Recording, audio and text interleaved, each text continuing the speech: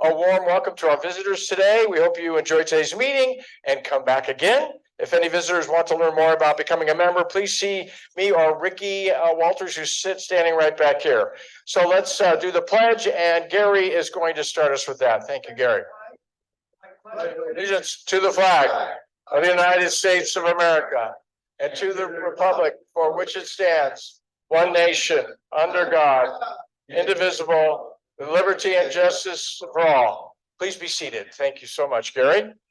I want to thank our greeter today, which I don't think Richard was here, but Nancy and Dennis, thank you so much for all your work back there. And we're going to sing a song.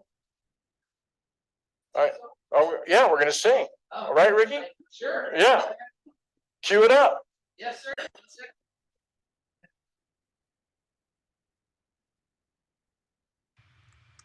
I want to hear everybody singing now. Oh. With the full organ and everything that goes with it. All right, you guys ready? Here we go.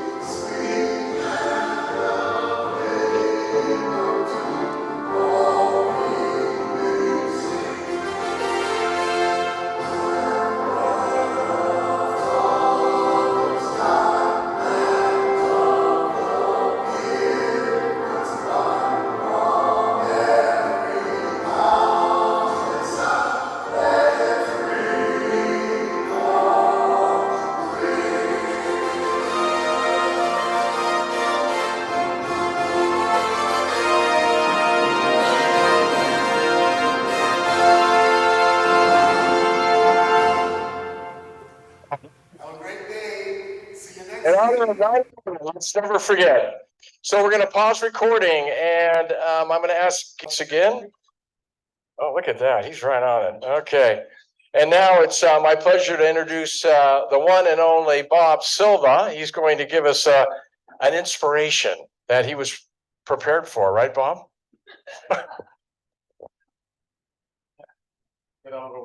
You know, in this day and age,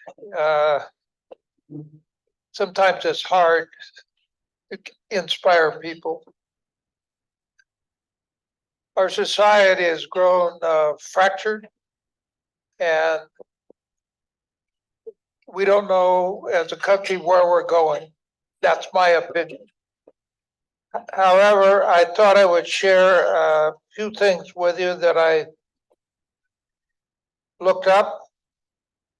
And when we're talking about Rotary, we always talk about service about self. And it's a quote from Nelson Mandela. As soon as I find it.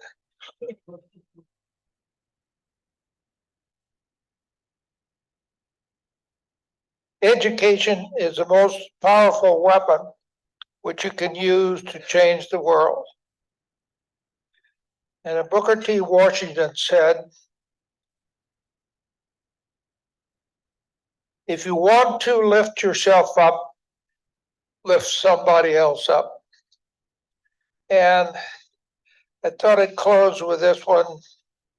It's from Queen Elizabeth, late Queen Elizabeth, that she said, it is often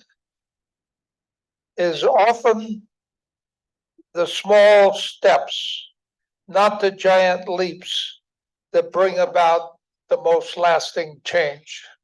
Think about it.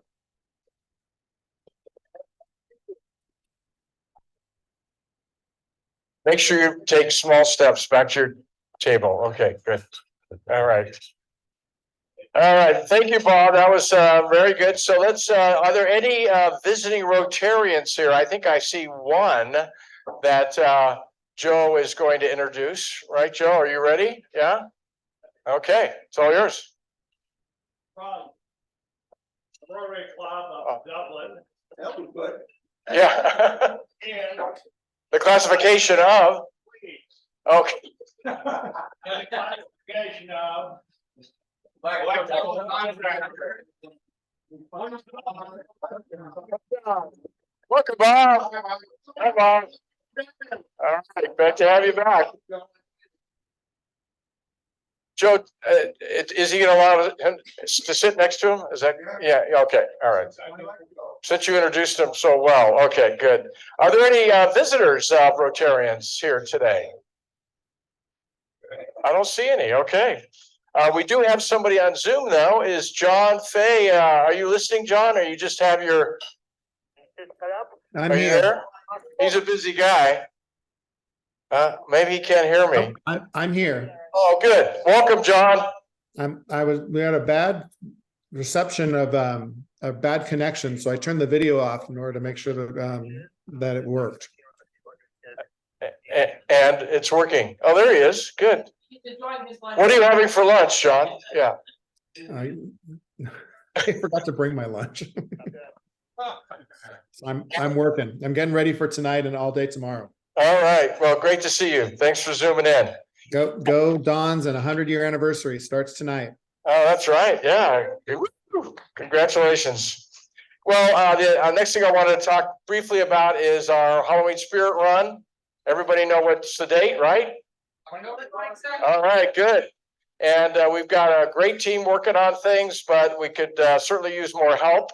But things are coming together very nicely. So just make sure you keep that date. I know a lot of you are going to be out of town on that day. So please, when Kathy comes back, she'll be hammering you to sign up for stuff. So make sure you do that because as you know, that's our #1 fundraiser. Well, last year we netted over $50,000 and we hope to exceed that amount this year. So thank you for all that you're doing already. So, okay, great. Next is Red Badge Talk. Gregory Kirk is here. Give it up for Gregory.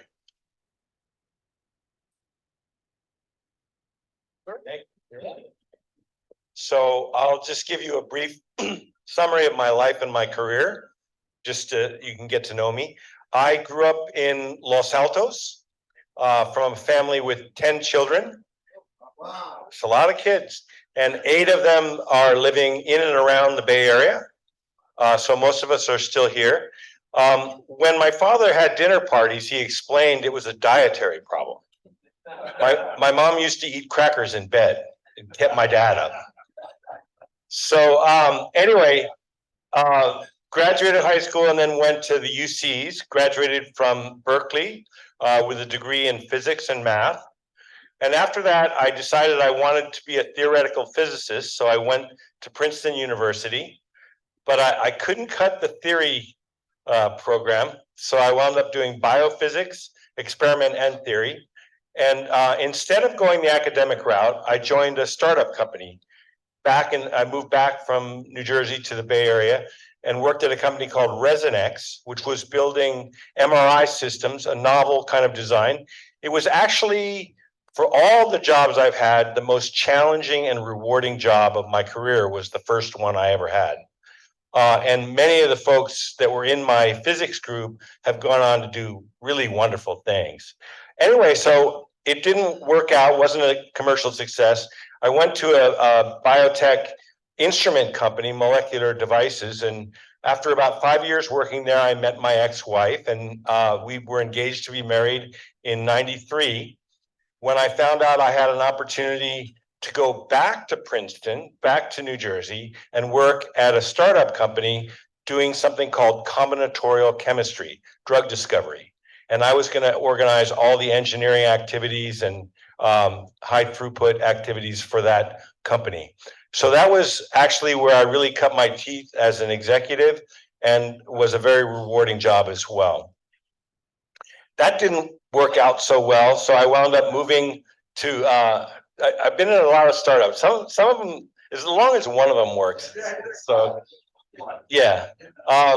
I wound up moving to Boston. While I was in New Jersey, 2 of my children were born, Brandon and Abigail, born in New Jersey. And soon after they were born, moved to Boston and worked at Millennium Pharmaceutical and a couple of other biotech startups. There, my daughter Charlotte was born, who is now my son Skylar. So 3 kids by this time. And I worked at a couple of drug discovery startups, nanotechnology, things like that. But it was kind of 2 years and then new business plan kind of deal. So I had an opportunity to move back from Boston to the Bay Area and work at in high tech. One of the guys in my medical imaging company was an EVP at KLA Tencor, which was doing metrology and inspection for semiconductor manufacturing. So I wound up changing fields, leaving biotech and going into high tech in 2005. And that was really exciting. We built these giant microscopes with these incredibly bright light sources, and we were inspecting wafers at very high resolution in very short amount of time. So I was at KLA for about 9 years, and then moved on to another semiconductor equipment company, Applied Materials, where I am still working. And while I was at Applied, I also did wafer inspection, but I wound up, they wanted to go into new businesses. So they asked me if I could start up a biotechnology business, which I did. And it was a field called spatial genomics, where you can image RNA molecules inside cells in intact tissues. It was very challenging work, and we built an instrument, and it looked like it was going to be a success. But then one of the companies in the field started suing everybody else, and my CEO didn't want to have any part of it. So that's been shut down. So I'm back doing semiconductor inspection, and may actually start a new project at Applied Materials. So I thought I was ready for retirement, but could be another 2 or 3 more years. Anyway, my children are all grown. They're all living elsewhere and supporting themselves. And I had one daughter, Abigail, who just recently got engaged. I threw a great party for her last weekend. So all is going well. And now I'm ready for the next phase of my life, where I can do good and help others and enjoy and have fun. Thank you. Well, Gregory, you lost me when you said you were a math and physics major. That's where I just, woo, wow. Yeah, right. Yeah. Business. That was mine. All right. Very good. So happy you're part of our club. So thank you for that presentation. So next, it's my pleasure to introduce Brad Hurst, our programs chair, that's doing an awesome job. He's going to introduce our speaker of the day. Brad? Thank you. Greg, I really enjoyed that. My son hit one. He has 2 drawers full of worthless stock, but he hit one and he retires tomorrow. So my kids are retiring. So in conversations, you'll have to carry it, because I cannot, as a physical education major, I can't. So our speaker of the day comes highly recommended. Lisa Blanchard is the founder and chairman of Grateful Garment, and she is going to talk about women who've been submitted to sexual assault, and they should never be without resources. Please give a Rotarian welcome to Lisa Blanchard.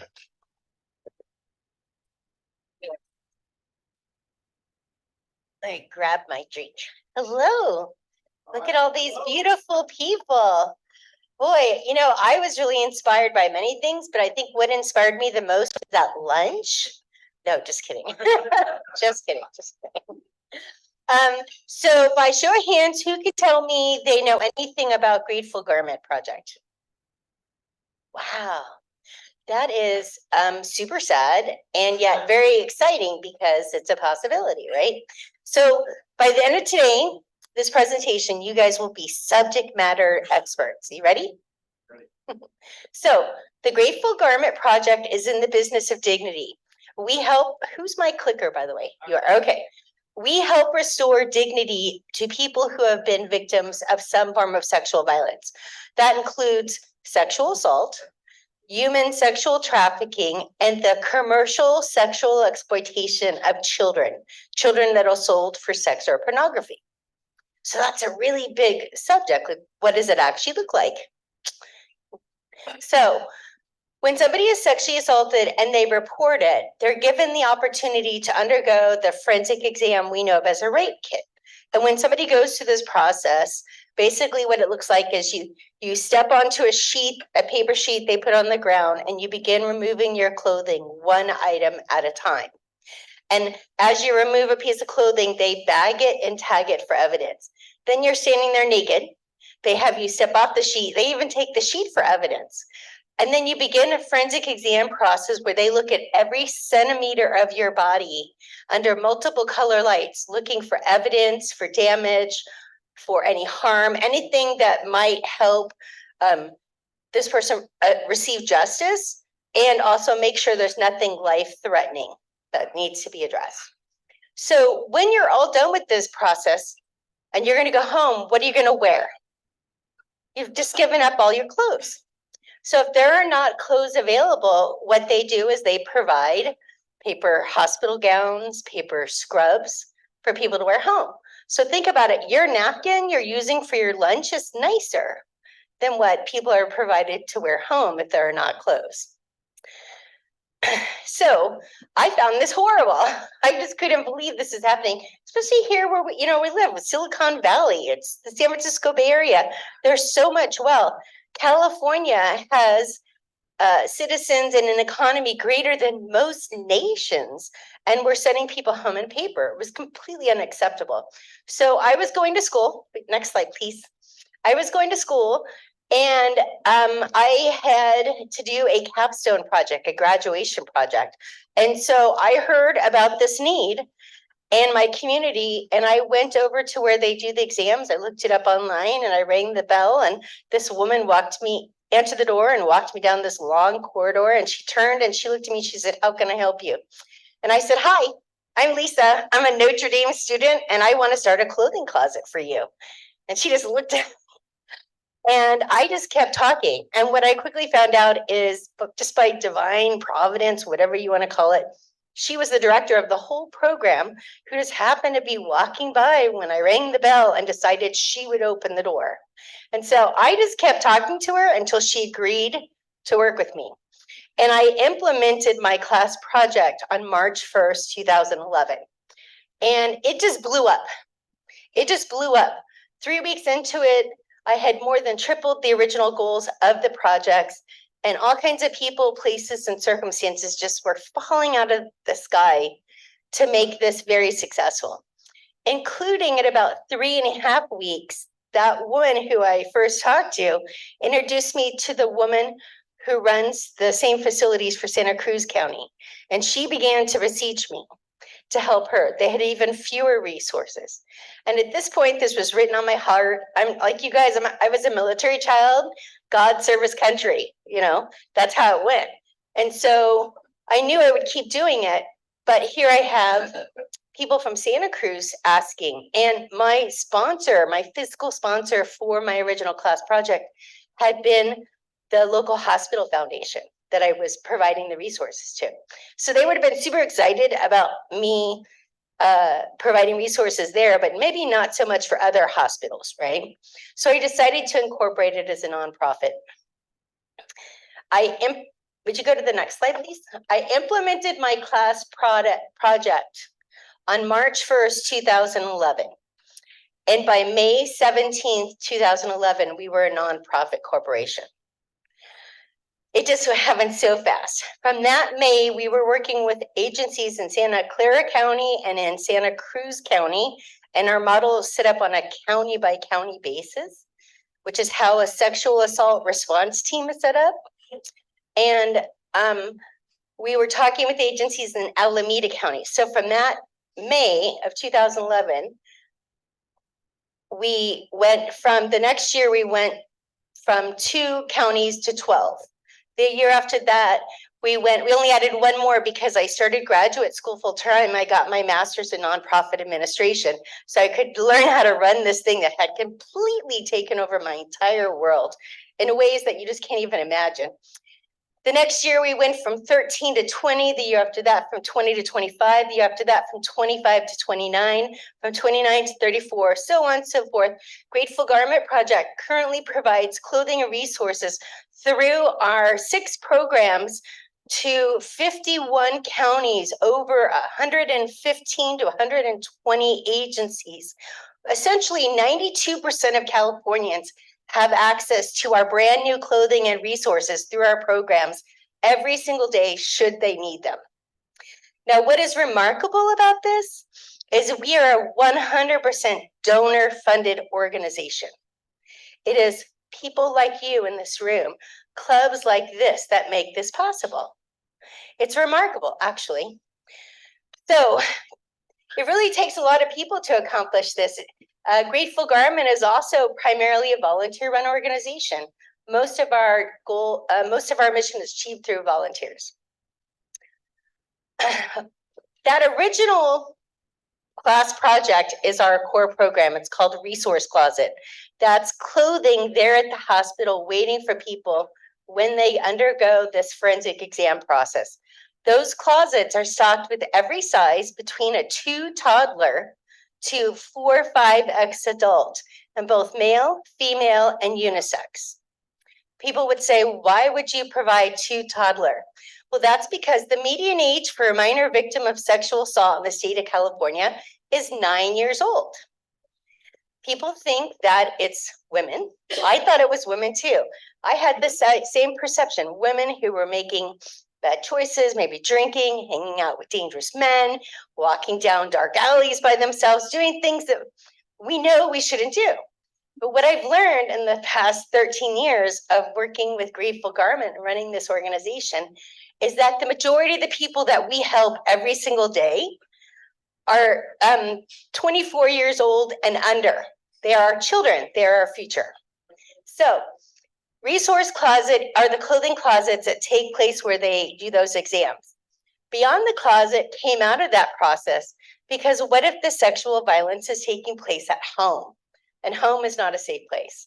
Or what if they don't have a home, or they're in foster care, or they're being human sexually trafficked, or children that are commercially trafficked?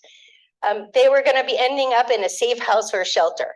They were going to need resources for multiple days, probably 2 or 3, and other things we wouldn't think of, like a pillow, a blanket, a towel, these kind of things. And so Beyond the Closet gave us the ability to work with more agencies, human sexual trafficking, family justice centers, safe houses, shelters, all different types of organizations that we weren't working with our original program. Pack It Forward is a program where we work with law enforcement. When they do the raids and the sweeps, rescuing people from human trafficking, these are portable emergency packs that they take with them because often those people are held naked or almost naked as a way to keep them from trying to escape. And so law enforcement needs clothing. I'm going to skip Operation Esteem and go to the next one. Dress for Dignity is gift cards to provide people so that they can have court appropriate clothing when they're seeking justice for the crime committed against them. So much of our credibility in court is about how we present, right? And if you don't have the means, or you're still living in some kind of transitional housing or something like that, you just won't look presentable showing up in sweats. So we provide like $50 Target cards so somebody can go get court appropriate clothing. Great example of this is just recently we had a case where the mother of 4 who was widowed had her kids at one child care provider. A member of that family started sexually abusing her children. They came out, they arrested the guy, they were going to court, and she's a widow with 4 children. She didn't have the money to go get nice clothes for everybody. So we send 5 $50 Targets cards so that they could all have new clothes in what is a highly stressful situation, right? If you can imagine. It was very simple, not even a lot of money, but what it did for them, there's no words for that. Beautification projects are little things we do to make the environment nice. Matter of fact, our very first one was here in Alameda County at Highland Hospital, where you guys have your sexual assault exams done. The room that they used to use for interviewing people, oh my God, it was in the old hospital. It was really horrible. It had broken and blackened tiles. It had a big giant rusty pipe in the corner, bars on the windows, torn up carpet, and 2 plastic green lawn chairs where the counselor and the victim sat. And We went in there with volunteers, painted it, got new carpet put in, and bought furniture and fake ficus things, put curtains over the windows so nobody sat there looking at the bars. Very simple project, cost us about $1,000. Most of we got donated, but it completely changed the energy of the room. These things, that's a bigger project. A lot of these projects are much smaller. We provide barrel chairs, floor lamps, quilts to put on the wall, things to soften the environment, to make it more conducive to talking about subjects that are hard. And then Operation Esteem. Operation Esteem is our last project. And this is the project I had the most hope for the future. And you know what happened as I was preparing for today, I happened to look at your guys' stuff online, and I saw that, you know, hope is a big part of your governor's message this year. And I thought it was really in line, because it's really hope that keeps us going. See, because I believe it's possible to live in a world where sexual violence is the exception and not the rule. But we are so far from that. Let me just tell you how far we are. Okay. On an average day, Grateful Garment Project provides clothing and or any various types of resources to 43 victims of sexual violence, 7 days a week, 365 days a year.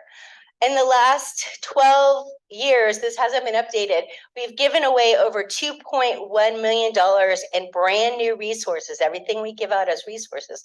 And these have been provided by individuals. Either they've donated money or they've donated resources themselves. To continue, please. One more. To provide somebody an outfit, everything they're going to need after going through a rape kit costs, well, this is kind of like pre-COVID, it's probably a little bit more now, cost about $100. This pricing is kind of like Walmart pricing. So think about it, you know, if you've just given up all your clothes, what would you need to wear home? I should go to the next one, please. Thank you. One more. I'm somehow missing a slide. Keep going. Okay, that's fine. That's all. Go back to. Can we just go back? Yeah. Somehow I missed it. One more. Yeah, it feels like something's missing. So let me tell you, we just, maybe they said the wrong one. We just completed our impact statement. I've said to you guys a lot of things, and you're like, Lisa, that's so great. We just think that's super wonderful that you're doing this. But what you have to understand is the scope of the organization. There is me full-time. There is one other person full-time. And there are 3 other people that work part-time that is equivalent to 40 hours a week. So we have the equivalent of 3 full-time people running this entire organization for the state of California out of one location in San Jose. It's remarkable. During the year 21-22, during COVID, and even in the face of all that, Grateful Garment Project, through its relationships in 51 counties, over 115 agencies, made available and helped over 31,000 victims of sexual assault in California in 1 year. And what you guys may or may not know is that you guys are in ground zero for human sexual trafficking. Like, this is it. Do you know that in all the 51 counties that we provide resources to every day, we provide more in Alameda County than any other county by double of the next one that's in place too. We provide so many resources here, you cannot believe it. People might ask, why is that? Right? Because I know you guys are doing great work in your community, right? There's a lot of groups and clubs that are doing great work. Why is that? I think part of it is, well, first of all, we are ground zero. More sexual violence takes place in California every day than anywhere else in the United States, right? Part of that is we're the largest, most densely populated state. We're also the Great American Melting Pot, right? And that brings together a lot of beliefs and ideas and norms that are not okay, you know, they're not legal here. Like in a lot of places, it's still okay to marry a 13-year-old, right? It's just not legal here, right? And so I think that there's many factors that cause so much sexual violence. But I think the greatest one is it cannot, and especially in the realm of human sexual trafficking, is just like our president, I have a degree in business. And one of the first things we learn in business school is about supply and demand, right? Human sexual trafficking, ground zero right here, could not exist if there was not supply and demand, right? I mean, we want to think about that. That's really what it comes down to. So programs like Operation Esteem are essential because when we're dealing with these populations, these younger 24-year-olds and younger, and they've been somehow victimized. And trust me, if I could have started an organization that would have prevented that, I would have in a heartbeat. Had no idea how to do that, but I could start something that helped once it happened. And so Operation Esteem was designed to address this problem. Once you are 12 years old in the state of California, and many places in the US, but I can only speak to the state of California, you are legally in charge of your reproductive health, which means that you can have STD testing, gynecological exams, you can have birth control, you can have terminations, and you can also have a rape kit done, all without parental consent or knowledge. So you have a 13-year-old that's sexually assaulted, reports it, goes through the process of a forensic exam, and when that person goes to leave, nobody can let their parent or guardian know what has happened unless that 13-year-old elects to sign a piece of paper giving consent. And what I can tell you is, sadly, that rarely happens because unfortunately we blame victims of sexual violence. What were you doing? What were you wearing? Who were you with? None of that should matter. In a perfect world, it wouldn't, right? But the reality is they're afraid of getting punished in some way. And so what happens is they don't come back. And untreated sexual violence for anyone is devastating. But for children, it's especially so.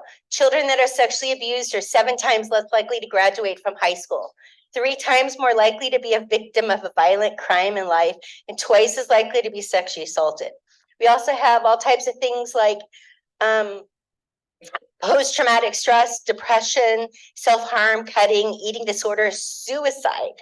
But another thing people don't talk about, and please know I'm never going to ever blame a victim, but often when when it's discovered that a child is being abused, it's because they emulate the behavior in another child, right? And left unchecked, untreated, that could create a proclivity that we don't want anybody to have. And so I'm not saying that that happens. It's a very small percentage. But if I can stop it for even one person, if we can somehow change that, then that's what we want to do. Operation Esteem is designed to address these kind of things. What we do is we incentivize this young population, 12-year-olds to 24-year-olds. Every time they come back for follow-up medical appointments, STD testing, any and all type of therapeutic resources available to them, and also legal and case management, right? Every time they come back, they get a $5 to $10 gift card. When we piloted this program in San Mateo, Santa Clara, and Alameda County, the return rate for this population was 32% of them came back even one more time. After 6 months of running this program, providing $5 Starbucks cards, the return rate went from 32 to 87% for a $5 Starbucks card. Now, I don't care if they're only coming back for the Starbucks card, because there's a seed of possibility being planted every time they participate in some type of service. They are unknowingly restoring their dignity, right? Through taking steps to be esteemful, for standing up and saying, this is not okay, this happened to me, or seeking the services to improve the trajectory of their life. And so this program is super successful, right? And yet we seldom have enough of the gift cards. We are constantly trying to get more $5 to $10 gift cards. Now that's a lot. I know it's a lot. Whew. Let's shake it off for a second.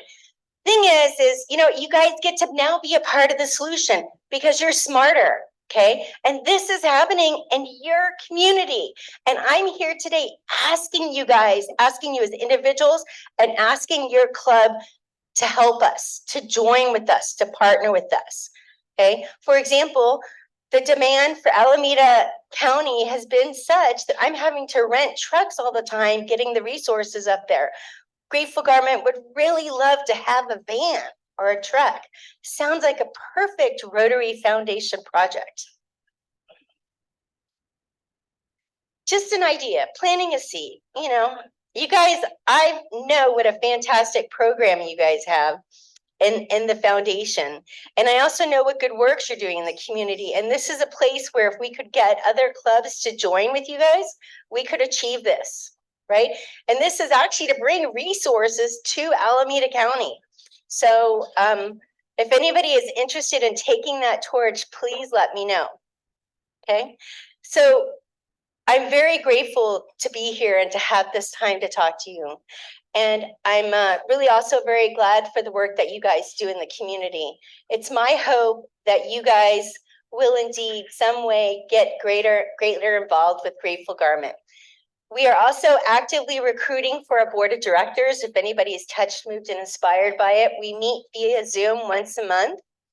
And we also looking for volunteers and groups and clubs that'll do service projects. So if anybody is interested in that, please let me know. Again, let me say to you one more time, with complete resolution, I believe it's possible to live in a world where sexual violence is the exception and not the rule.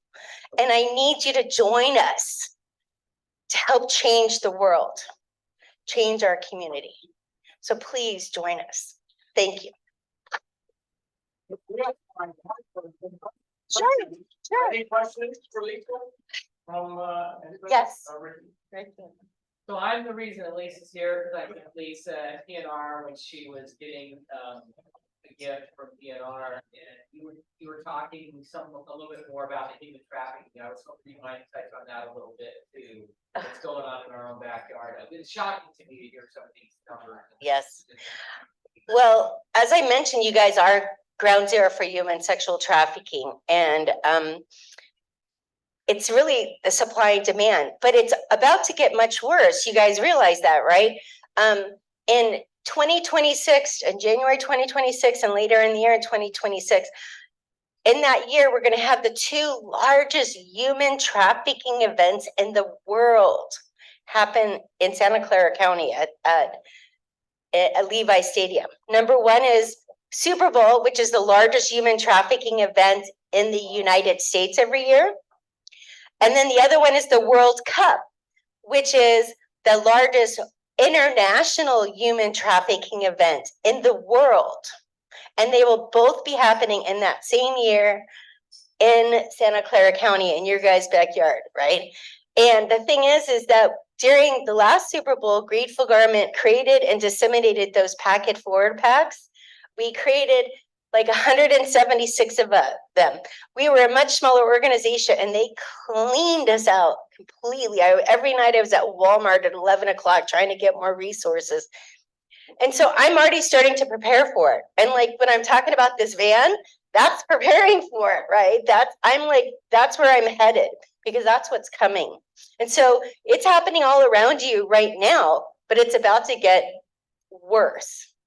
Yes. Do you think I touched? Why is this the area? Kind of explained it earlier to me, but why is this the area that's the epicenter of human trafficking?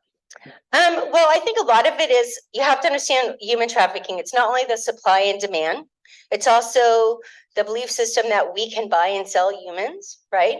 It's also sexual violence is not about sex, it's about power and control, right? And dominance. And a lot of trafficking comes with that, a lot of abuse. 1 second, please. And then also we have lots of major transportation routes here. People are moved like you move cattle. They move them on trains and planes and boats and trucks and vans and cars and all types of things to get them wherever they need and to constantly keep them moving so they never feel secure enough to get away, right? So, I think you had said, the thing that struck in my mind was that it's the Port of Oakland that a lot of, coming internationally from other nations, they're bringing, is that true? Or? the ports are always a problem. They come over in containers. But what you also need to consider is that human sexual trafficking victims, commercially sexually exploited children, these people, 60% of them are US born. Most of them are our own neighbors and our own children that are being grabbed or groomed by whomever. And so about 40% come from other places, and they do come in from the ports, and now they just walk them right across the border nowadays. So it's really become a growing and growing problem, especially as we have so many of the people that are coming across the borders and they don't have any resources. They're maybe making choices or being put under duress by other people as a form of, they're gonna coerce them into becoming human sexually trafficked. And they just don't have an option. They don't have any way to make money or have food, or it's just, the whole thing is a hot mess. So Steve and then Nancy. Yes. Well, you kind of asked my question, which is how did they physically get here? So I guess my next question would be, where does the act take place? Usually at hotels, or do these criminals rent houses? Or, Nowadays with the internet, like, it's interesting. I read something recently. Traffickers are so clever. Like, there was a website that was being used by traffickers that was a puppy farm. And they would show cute little pictures of the puppies and people holding the puppies. And it'd be cute girls holding the puppies. And what they were actually doing was selling the girls, not the puppies. And that's how they hid it, right? In plain sight. So it does, it is interesting. Where it happens is everywhere. It could be anywhere from like the back of a car, a dark alley, to somebody's house, a hotel. That's why that entire industry is trained for identifying human trafficking. So it happens anywhere and everywhere. Anywhere you can have sex is where it happens. Nancy? I'd like to see one program added to your curriculum for your solution. I'd like to see programs that teach people how to defend themselves. That actually would be able to do something in order to escape. Mm-hmm. I took a course and looking for it to make it happen. When I was going to school. Yes. When I was in 7 years. And I had actually somebody try to, yank a baby carriage down the can, knock me down, whatever was going on. And I took that course. And I think it would be very powerful, not to scare children, but to teach them what to do when they're in danger. And just make sense to me to be added to. Yep. Sign all your grandchildren up for karate, I wish that we could get into the public schools. We don't have access to it. Those agencies that do have access to the public schools are typically our client agencies. I don't want to recreate the wheel that someone else is doing. We have had organizations reach out to us and offer self-defense stuff, but well, this is super important. Let me tell you why it's super important is, do you guys know what the red zone is? No. Okay, so we're in the throes of the red zone right now. The red zone is the time of year when the most sexual assaults take place on college campuses. That time is from the day that they enter the college campuses, the students, to the time they leave for Thanksgiving break. That is when the majority of the rapes take place on college campuses, right? Yes. And majority of those victims are freshmen and sophomores. Now, we never want to blame anybody, but it's super important to not only to talk to people about safety. And by the way, human sexual trafficking here in the Bay Area, the #1 commodity is a 10, 11, and 12-year-old boy. But you can also, you can look at what they're looking at. Yeah. You can control the device. Yes, Put something in the car that tells you where it's been. yes. I mean, So there, right now, we're in the throes of the red zone. So I think it's just important to talk about safety. It's equally, if not even more important to talk about consent. Because when I was growing up, my mom looked at me and said, don't get raped. And I'd be like, oh, okay, yeah, won't do it. And if it happened, somehow it would be my fault, Right. Yeah, right? But I doubt she never looked at my brother and said, don't be a rapist. Probably not. Yeah, no, didn't happen. So it's important to talk about not only safety, but consent and to communicate with your young people, your children or grandchildren that are in college. It's an uncomfortable situation, but I guarantee you it's significantly less uncomfortable than waiting in a lobby while they go through a rape kit. Right. Lisa, thank you so much. And Oh, I have literature. yeah, I have literature and I'm around if anybody has any questions. Okay, great. sorry. Thank you so much, Lisa. I love your passion, and it is something that people don't realize. I was involved with the Super Bowl bid years ago when it was held in Santa Clara, and that was the one thing that just startled me was that is the number one activity that occurs during a Super Bowl, and it just blew me away. So we had a whole committee that was set up, and hopefully they deterred some of that from happening. But anyway, thank you for being here, and thank you for all your hard work. Good. I'm gonna move into, Jake wanted to give a couple comments. So he's gonna tell us about his trip. No, community service. Jake, it's all yours. Thank you. So, yeah, Lisa, thank you for that articulate, insightful, and humbling presentation. In the vein of community service, quick update for you all. We have quite a calendar scheduled starting tomorrow. A few folks will be working to support the parade, which will take place down Main Street for the centennial celebration. I think if Julie's still here, she's part of that. There you are. Thank you, Julie.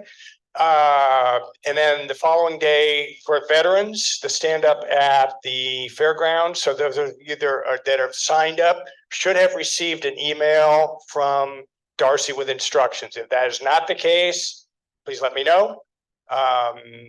If you have not signed up, signups are probably good for the afternoon, 12 to 2. I would not recommend the morning because there's over 20 people signed for that right now. So we're looking forward to that. The next event will be, of course, the Spirit Run. And again, if you're not signed up to help with that, good opportunity. It's a massive undertaking. It's going to be great this year. November 4th will be the next event. That is Kids Against Hunger. So we are joining with PNR and other Rotaries in the Tri-Valley area to support that event. kidsagainsthunger.org, I think. I'll be sending out more information on how to sign up for that. They do ask for a $20 donation. How many of you have been involved in that before? Okay, yeah, so that's good knowledge. Yeah, it's a blast. And then on December 1st, we will be assisting the Downtown Association with the holiday celebration. I don't have details on that yet, but more to come on that. And just spoke with Randy about Pleasanton Military Families Pack Out mid-November. So that's what we have on the agenda.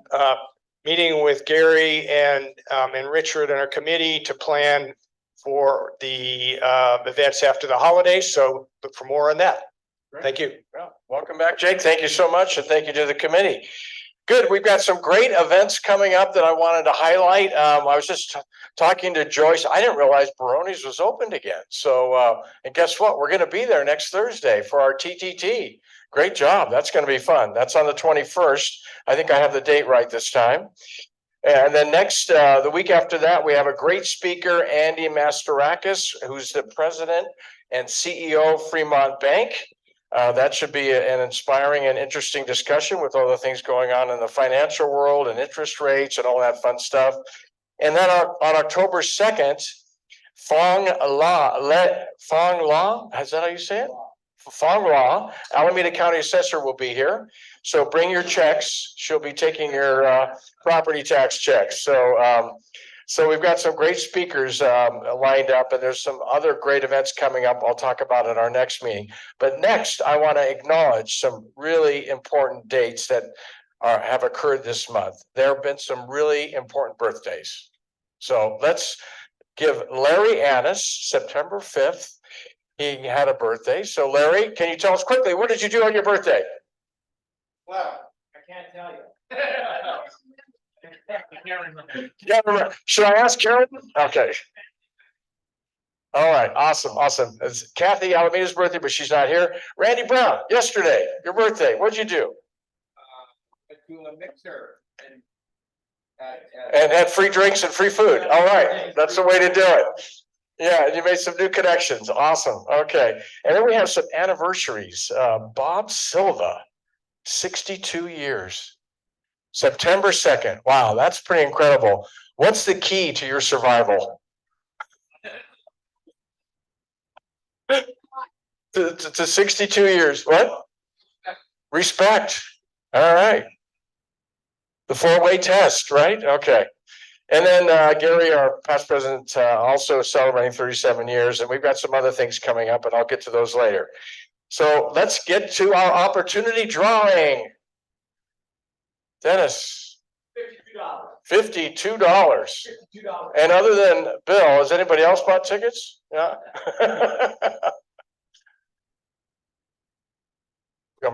Okay. We have 083971. Brad Hurst. Okay. It's me. Did you pull the red one out? Pulled the red Yeah, you take it out? Okay, good.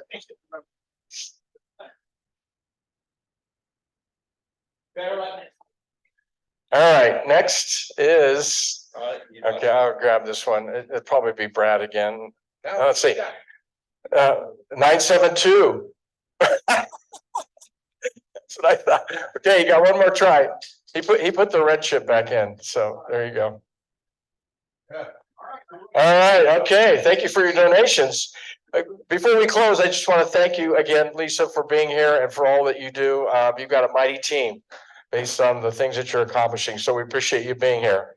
So that is the end of our meeting today. Thank you all for coming. We are adjourned.